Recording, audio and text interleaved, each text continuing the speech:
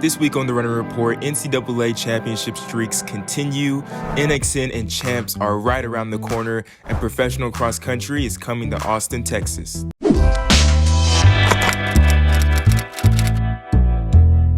You're watching Running Report show on Fan Hub TF. I'm Joshua Potts, Mr. Pottsbull, and we're here to give you running news produced for and by the culture. And this week we're going all cross country, basically at the Super Bowl of cross country in America this past weekend at the NCAA Cross Country Championships.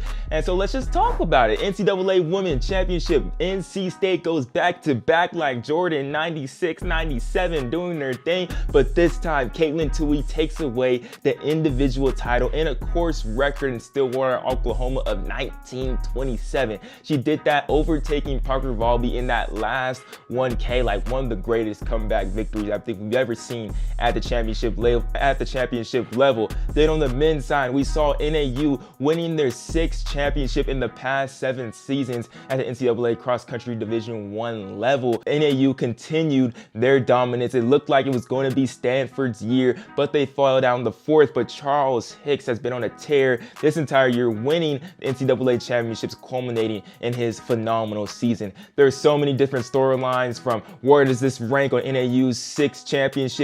What does this mean for NC State going forward? Oh, Oklahoma State on the men and women's side, Wake Forest, so many things to talk about. I had to bring in Sam Fariss, just like last week when we previewed the women's race, to talk about both of these phenomenal races. Let's get into it. Like you're saying last week, low-key, Sam, like it was anybody's race on the women's side. I was telling you, like it's guaranteed. NC State back to back. Katelyn Tuohy, it was definitely a challenge for her on that side. But what was just your biggest takeaway from NC State, victory, and Katelyn Tuohy to double up on that too on the individual side?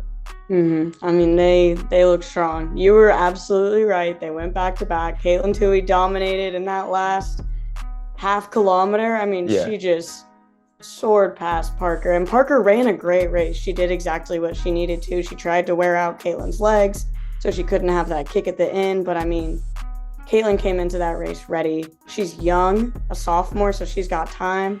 And I just think NC State's going to be hard to beat. They finished 1 and 3 with Kelsey coming in 3rd right after Parker. And I mean, it's going to be hard to knock them down that podium for the next couple of years. And Katelyn just today announced that she's signing with Adidas for an NIL deal. So, I mean, she's here to stay. She's not going pro. And I mean, they're going to be tough to beat for sure. Wait, so she signed an NIL deal while in college? Like, that's elite. That's elite kind of stuff, you know? And she signed with Adidas, who creates NC State's jerseys. So, like, she's got the perfect setup. I don't know why she would ever leave. No, for real. And I just want to highlight, too, on that side as well of NC State, I felt like last week we were talking about like Nevada Moreno, like what she's going to do, able to she was going to be like the key, like solidifying that victory for NC State, but she was like the key and more, like finishing 4th for the team at nationals. Like through the past years, in 2018 she finished 172nd, 2019 131st, 2020-21 didn't compete, 2021 didn't compete as well, and then 2022 like finishes 29th at NCAA's for Nevada Moreno. Just her progression throughout the years has been like incredible for somebody that was like a top level elite high school athlete, but then finally like getting dropped down has been like amazing to see her step up in that position. And I think that's the great thing about like seeing Katelyn Tuohy like succeed so well, like for me, because I'm all like, I was a big Katelyn Tuohy fan, definitely when she was in high school, like she's dominating, then for her like to continue like these steps of like domination like already so soon. Do you feel like, isn't just the Katelyn Tuohy show from now on as like, are we just living in that era now? I mean, I think we might be now, and I think we will be for a while. Because she's been dominant for so long, I was worried we'd see the wear and tear on her body. When you run these long distances at a young age into college and eventually into a professional career, I mean, your joints, your muscles, they just get tired, but she looks stronger than ever. She seems to improve with every single race, not just with every single year. So I think we're going to be seeing a lot of success from her for a while.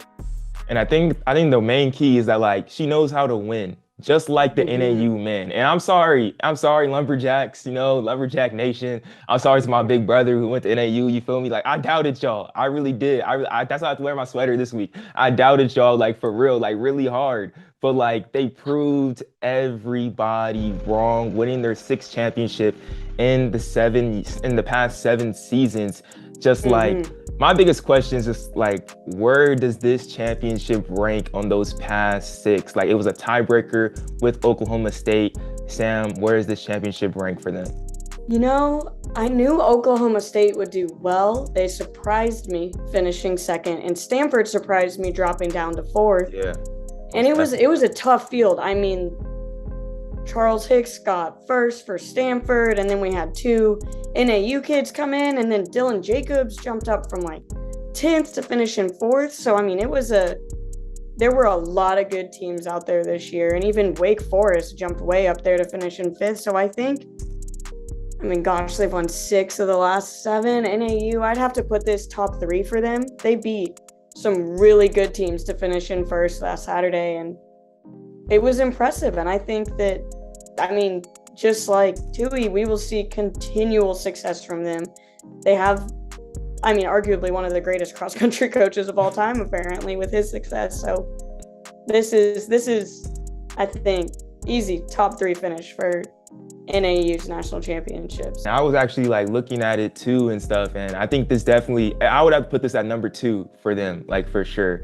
I think nothing's really gonna beat the emotion that we saw back in 2018 when it was like that snowy course in Wisconsin, and like Tyler Day finished like 8th place.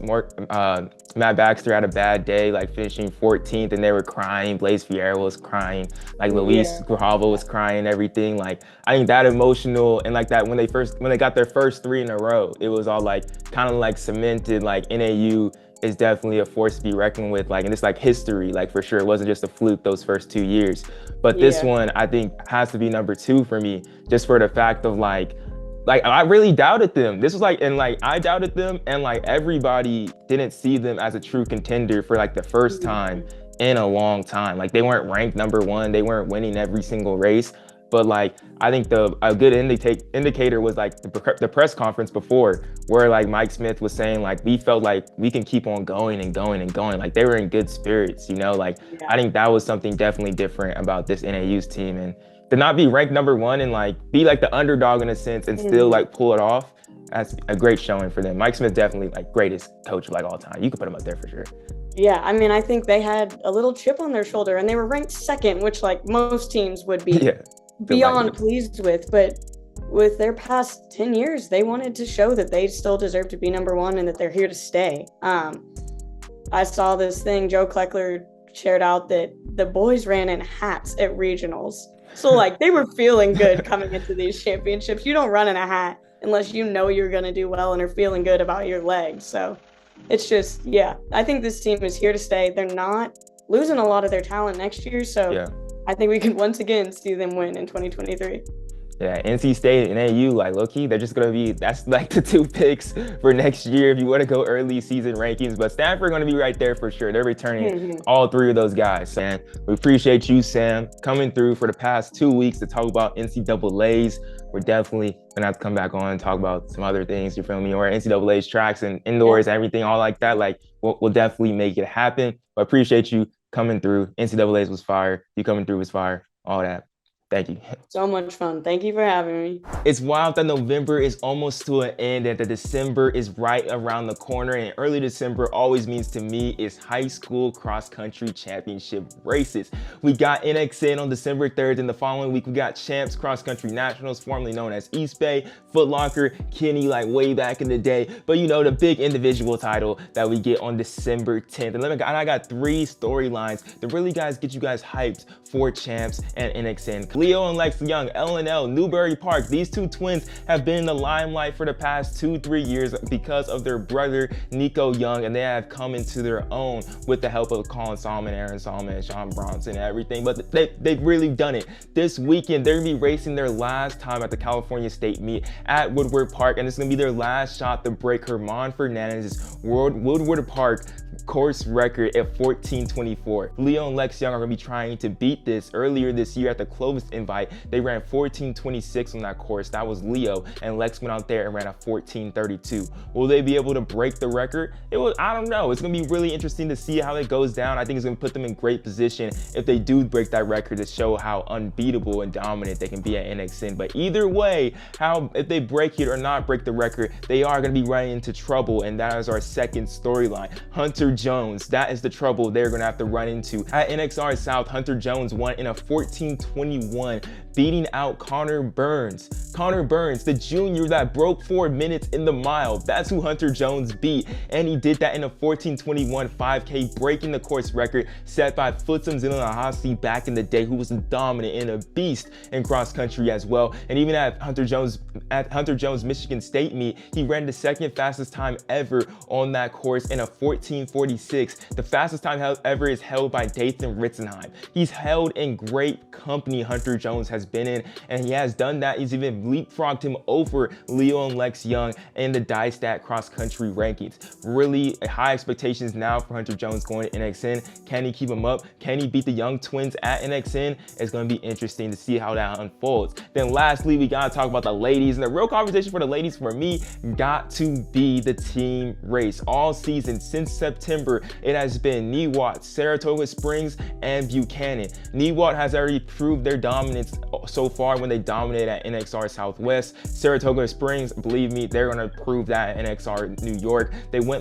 They scored 18 points at their state meet. Like, they're gonna dominate NXR New York. But Buchanan, they're not questionable, but it's just like California is so deep, and their true test comes this weekend when they race at the D1 California State Championship, same place that Leo and Lex Young will be racing at Woodward Park. Buchanan will be at the challenge against Great Oak, Santiago, and Rancho Cucamonga, who have ran great times at the section meet and been running great times this entire season. But then they also have to battle in the team time race as well, just with Jay Sarah, Newberry Park, Clovis North, and Los Altos. All these women's teams have been ranked in the top 20. All of them have switched places throughout and everything like that, and Buchanan hasn't been able to race these Southern Section teams really at all, only at Woodbridge. So it's gonna be interesting to see how they all match up. Like, believe me, they're switching rankings all the time. So you guys should really be tune in to California State meet. It's going to be a lot to tell going into NXR, NXN, East Bay, California Champs, whatever they're called. Just know December 3rd and December 10th, we're tuned in to high school cross country. We talked college, we talked high school, now we're talking professional cross country. That's coming at you guys very soon on Thursday, December 1st.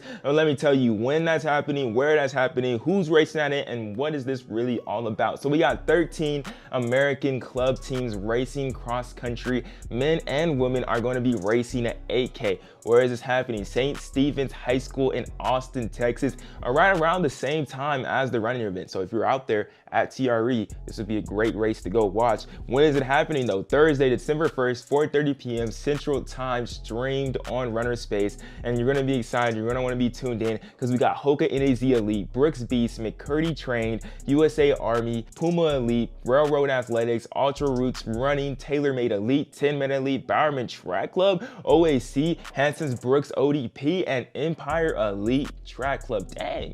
A stacked field. Last year, Cross Champs was at Mount Sac. This year, they're coinciding with TRE in Austin, Texas. It's going to be super, super exciting for you guys just to tune in, watch these professional runners do a little something different. Always nice on the track, doing cross country. I feel like this is something that's going to be really implemented into our training season, media, and everything, talking about every single year. So exciting to see Cross Champs back for the second year in a row. That's all we got for all the cross country news this week, as we had just cross country infused. Next week, we're gonna be back with more track stuff, more cross country, more just everything, because there's a whole lot of signings. But let's just fit this all in. Let us breathe. Let's celebrate Thanksgiving, all that. You want to check out any other running news, go ahead, check out FanHub TF as well, for you can keep yourself informed. Download the app, bro. Download the app. App's lit. But I'll see y'all next week on the Running Report Show. Let's get it.